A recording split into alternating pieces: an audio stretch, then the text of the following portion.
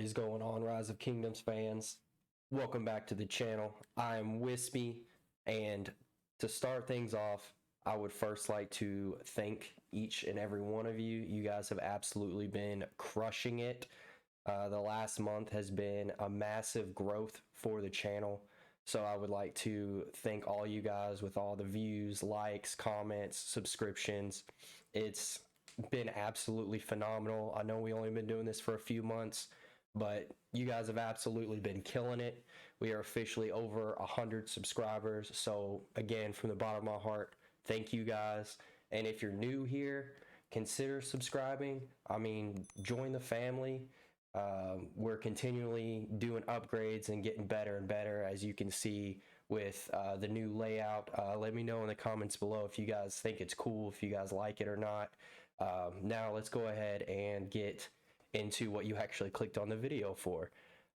So the topic for today is T5, training T5 troops.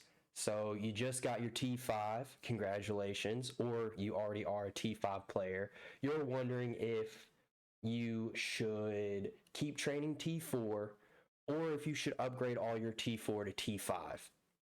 I'm going to go ahead and let you know right now the answer to that is no.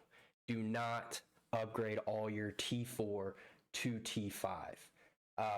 You want to have sufficient amount of T4 in the back pocket. The main reason for this, number one reason, is you want to save those T4s for training events, whether that be MGE or Zenith of Power or whatever event you can think of. That would be the time to upgrade all your T4 to T5. Upgrading T5 straight off the bat gives you 10 power per T5 troop, and upgrading your T4 to T5 gives you 6. So you want to save those T4 to use during those events, because while all those other players that went ahead and jumped the gun and upgraded all their T4 to T5, they're going to have to just train T5 while you're upgrading. So it's going to save you a ton on resources and speed ups. So like here on the screen, look at these resources just to upgrade the T4 to T5, and it's under 15 hours. If you were to just upgrade or just train T5 troops, look at the difference in the resources and the time allotted. It's almost 2 full days. You could have saved yourself so much time, like a day and 6 hours, just upgrading. So first reason, you want to save it for those events where you're actually getting benefit of training T5 troops. Reason number 2 on why you don't want to have all just T5 and no T4 in the back pocket. Look at this hospital bill just for 269,000 T5 troops. Like, that's insane. That's not even half a hospital. So the amount of resources to heal T4 and T5 is astronomical. It's insane. So like when our Pass 6 opened in our KVK, I spent the first probably 8 hours of the fighting using only T5, and oh my gosh, I started hurting on resources. And I'm not gonna lie, I'm not a free to play. I have some farms. I thought I was good on resources, and man, I was freaking wrong. I was completely wrong. So I think the only people that should have only T5 is massive whales, and those whales have like a bunch of farms. We know who they are. They have ridiculous amounts of resources. But I mean, in the open field, T4 can whoop up on some T5, especially if you have some good gear. So like this gear right here with T4 with my Alexander YSG March slaughters T5s. So like the power difference isn't that much when you have max tech. So it's not that big of a difference. Now you can't allow your T4s to get, out of position and swarm by some T5s and expect to have good trades.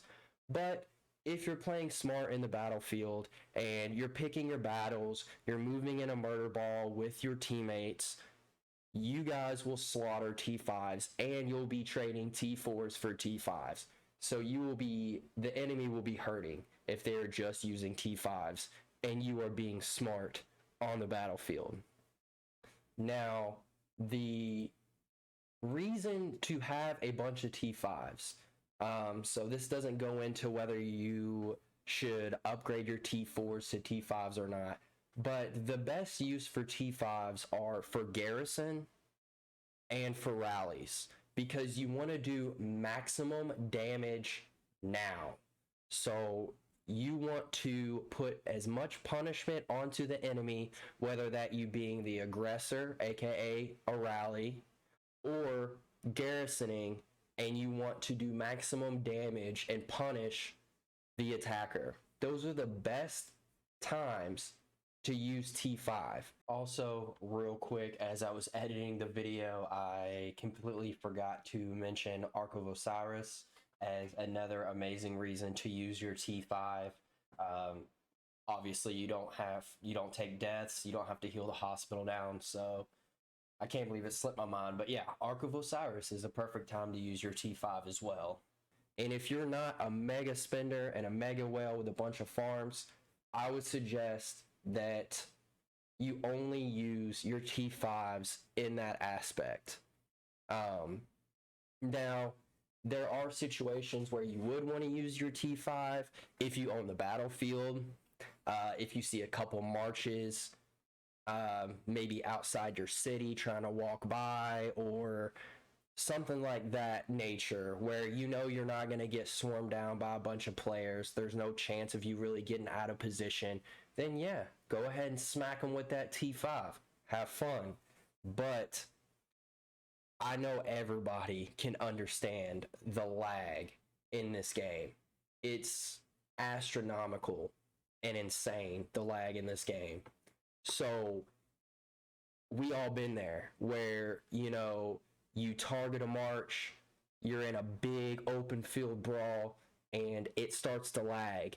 And before you know it, the lag finally settles down, but your marches, especially if you're running a bunch of marches, is all of a sudden followed that march that was actually retreating when it didn't look like it was, and you were in the back of the enemy's murder ball, and you have 20 to 30 players just beaten down on your T5 marches, and you just lost all 5 of your T5 marches. That happened to me so many times, and that was my deciding factor of, hey, I'm going to go back to using T4 in the open field and save my T5 for rallies and garrisons.